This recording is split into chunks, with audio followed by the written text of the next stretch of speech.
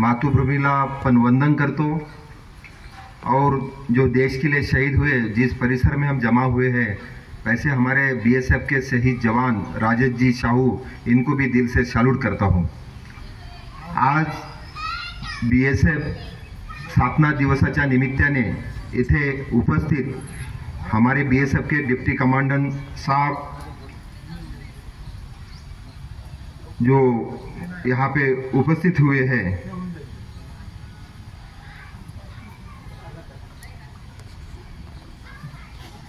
सरांचं नाव काय?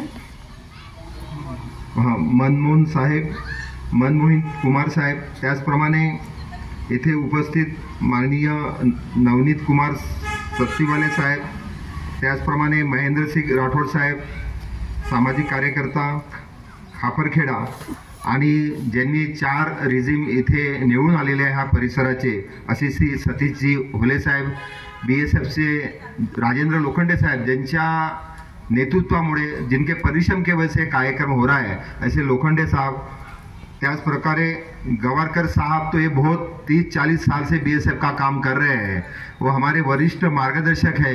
उसी तरह नागपुर के अंदर एक सिक्योरिटी एजेंसी चलाते हैं जिसके माध्यम से बहुत सारे हम पैरामिलिट्री पर्सन को एक रोजगार भी प्राप्त होता है और पूरे महाराष्ट्र में उनका काम चल रहा है। ऐसे हमारे आदरणीय गवारकर साहब आणि सर्व यहाँ पे उपस्थित सभी इस एसोसिएशन के सदस्य, आज बीएसएफ के स्थापना दिवस साजरा हो रहा है, ये बहुत खुशी की बात है क्योंकि कार्यक्रम आयोजित करना इतना सिंपल या सादी बात नहीं है, बहुत परिश्रम लेना पड़ता है। मैं भी वर्धा में 3-4 साल एक कार्यक्रम करते आ रहा था, लेकिन डिप्टी कमांडेंट साहब आपको बताना चाहता हूँ कि जो फैसिलिटी डिफेंस पर्सन को होती है, आर्मी नेवी एयरफोर्स को होती है, जब हम यहाँ पे जाते हैं माजी सैनिक कल्याण अधिकारी के ऑफिस में तो हमें बताया जाता है कि आपके लिए कोई भी फैसिलिटी यहाँ पे नहीं है। तो हमें बहुत दुख होता है कि जो आर्मी नेवी एयरफोर्स वाले जो ड्यूटी करते हैं उससे भी हार्ड ड्यूटी हम करते हैं, लेकिन उसके कंपेयर अगर देखा जाए तो हमें कोई भी फैसिलिटी नहीं मिलती है। लेकिन यही फैसिलिटी मेरे ख्याल से हरियाणा उत्तर प्रदेश में मिलना चालू हो रहा है, तो उसी तरह फैसिलिटी इन जवानों को भी कैसे मिले ताकि हम भी गर्व से बोल सके कि भी हम भी एक्स है। तो मैं चाहता हूं कि आपके तरफ से इसके लिए कुछ ना कुछ कोशिश होना चाहिए। जैसे कि हरियाणा के अंदर मेरे ख्याल से हर डिस्ट्रिक्ट के अंदर ऐसा एक वेलफेयर सेंटर खोला गया है, लेकिन अभी तक बहुत सारे स्टेटों में खास करके महाराष्ट्र में अभी तक कहीं भी इसकी ब्रांच नहीं है। तो हमें भी एक प्राउड फील हो तो ज़्यादा से ज़्यादा एक्स बीएसएफ को वेलफेयर मिलना बहुत ज़रूरी है। इसी तरह सतीश जी होले साहब, आप राजकारण में हो, आपके बहुत सारे आमदार खासदार लोगों के साथ संपर्क रहते हैं, गवारकर साहब का भी संपर्क में रहते हैं। तो लोकसभा में विधानसभा में हमारी जो मांगे हैं ये कैसी किया उनके सामने जो मुख्यमंत्री है, राज्यपाल है, इनके सामने जाना चाहिए ताकि हमें हमारा हक मिलना चाहिए।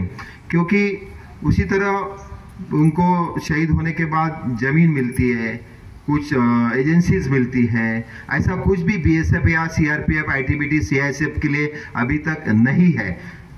उनको पुलिस में 5% रिजर्वेशन मिलता है आर्मी वाले को, वो भी हमें नहीं है। में हमारे पास काबिलियत है लेकिन हमें मौका नहीं मिलता है, एक बहुत बड़ी खेद की बात है। ऐसा मुझे बताना चाहता हूँ आप सभी को। लेकिन आपको बताना चाहता हूँ, हम जब मैं भी बीएसएफ में रहा हूँ, मैं वाटर विंग में था, जैसे साहब ने बताया, हम दिन रात ड्यूटी करते हैं ताकि हमारी सरहदें, हमारी जनता सेफ रहे। जैसे कि आपने मेघालय का नाम सुना होगा, मेघालय का नाम ही है मेघ, तो वहां पे बिजली हमारे सामने गिरती है तो भी हमारा जवान अपनी जगह से, अपने ड्यूटी से हलता नहीं है। उसी तरह राजस्थान में जो बालू के टीले हैं वहां पे हम रात दिन, जितना कि वहां पे 47-50 तक तापमान जाता है, ऊंट के ऊपर हम सफर करते हैं और हमारी बॉर्डर को सेफ रखते हैं। जम्मू कश्मीर का तो आपको पता ही है, बताने की जरूरत नहीं।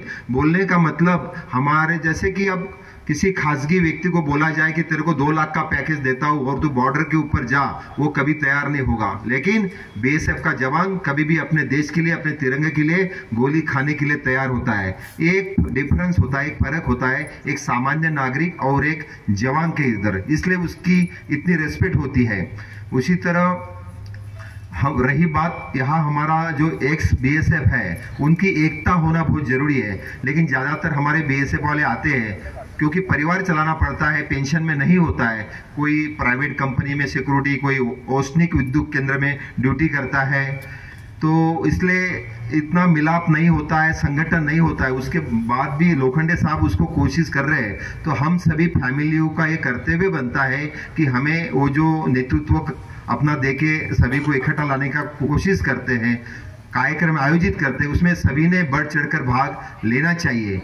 जिस तरह आर्मी, नेवी, एयरफोर्स अपनी पहचान समाज में होती है, वैसे भी बीएसएफ की पहचान एक अलग से होना चाहिए समाज के अंदर। जैसा हमारा काम है वैसे समाज के अंदर भी हमारी उपस्थिति होनी चाहिए। उसी तरह यहाँ पे बहुत सारी परिवार आया हुआ है, उनको भी मैं आप बताना चाहूँगा कि बहुत सारी महिलाएं बचत गठ बनाती है, अपना एक ग्रुप बनाती है। तो आप भी ऐसे गवर्नमेंट की बहुत सारी स्कीम होती है, जैसे कि आप कर्जा देती है गवर्नमेंट अलग अलग योजना के लिए, तो लोखंडे मैडम को बताना चाहूँगा, या बहुत सारी जो एक्स बीएसएफ मिसेज है कि आप भी एक संगठन बनाइए, गवर्नमेंट के माध्यम से कोई ग्रुप बनाइए और उसका योजना का फायदा लेके अपने फैमिली को कैसा इकोनॉमिकल स्ट्रॉन्ग किया जाए, इसका भी आपने सभी ने कोशिश करना चाहिए। मैं भी वर्धा के अंदर एक छोटा सा भर्ती पूर्व प्रशिक्षण चलाता हूँ, वो मेरा सामाजिक प्रकल्प है। अभी तक 50 बच्चों को रिक्रूटमेंट मैंने डिफेंस में किया है, क्योंकि मैं भी एक किसान का लड़का हूँ। फौज में कौन जाता है? किसान का लड़का जाता है, मजदूर का जाता है, एक बहुजन समाज के लोग जाते हैं जो कि बहुत परिश्रम करके जाते हैं। जैसे अभी लोखंडे साहब की बच्ची नीट के लिए तैयारी कर रहे हैं, तो हमारे भी बच्चे ऐसे बढ़ चढ़ के अलग अलग डिपार्टमेंट्स में अलग अलग हुद्दे पे जाना चाहिए। गवर्नमेंट की बीएसएफ की भी बहुत सारी इंजीनियरिंग कॉलेज है, मेडिकल का कोटा है, हमारे बीएसएफ वालों की इनकी बहुत कम जानकारी होती है। तो आप लोगों का भी कर्तव्य है कि जो बीएसएफ की वेलफेयर स्कीम है उसको कैसे क्या पता किया जाए और अपने जो बच्चे हैं उनको उस स्कीम का फायदा दिया जाए। मैं लोखंडे साहब की तरफ से आप सभी फैमिलीज को रिक्वेस्ट करूंगा कि उनको ज़्यादा से ज़्यादा सहयोग कीजिए। गवालकर साहब जैसे एक वरिष्ठ मार्गदर्शक अपने पास है, उन्होंने बहुत बड़ा काम किया है, उन्होंने सब कुछ देखा है, उन्होंने विधानसभा पे मोर्चे निकाले हैं, हड़ताल की है, उपोषण की है, ये सभी मांगों के लिए उन्होंने किया है। उसके बाद भी अभी तक ऐसा कुछ प्राप्त हमें हुआ नहीं है, तो भी ऐसा बोलते कि कोशिश नहीं छोड़ना चाहिए। ये अपना देश का दुर्भाग्य है कि एक डांस करने वाला एक क्रिकेटर को लोकसभा, राज्यसभा, विधानसभा में आरक्षण मिलता है, लेकिन जो जवान देश के लिए गोली खाता है उसके लिए अभी तक ना विधानसभा में आरक्षण है ना लोकसभा में आरक्षण है। उसके बाद पैरामिलिट्री की पेंशन भी बंद की हुई है। गवर्नमेंट की क्या पॉलिसी है कुछ समझ में नहीं आता है। एक सदस्य राजकारण में 5 साल सभासद रहता है, उसको मरते दम तक पेंशन मिलती है, लेकिन जो जवान देश के लिए गोली खाता है डिप्टी कमांडेंट साहब, उसकी पेंशन आजकल बंद कर दी है। ये बहुत दुख के साथ यहाँ आपको बताना पड़ रहा है। तो भी मैं सिविल जो बहुत सारे यहाँ उपस्थित है उनको बताना चाहूँ कि बहुत सारे सैनिक अपने बच्चे के बर्थडे के ऊपर, कभी अपने भाई के शादी के ऊपर मौका नहीं मिलता है, तो उनके बच्चे का बर्थडे कैसा अच्छा हुआ है उनके इसमें भी आप फैमिली में पार्टिसिपेट करने की आप सभी ने कोशिश करना चाहिए। उसी तरह कोई भी सोल्जर शहीद होने के बाद अमर के नारे बहुत लगते हैं। शाहू परिवार को पता होगा कि उसका दुख क्या होता है। जब अपने नज़दीक का कोई प्रिय व्यक्ति जाता है, उसका जो गम है वो हमेशा के लिए एक अपने दिल में जख्म देके जाता है।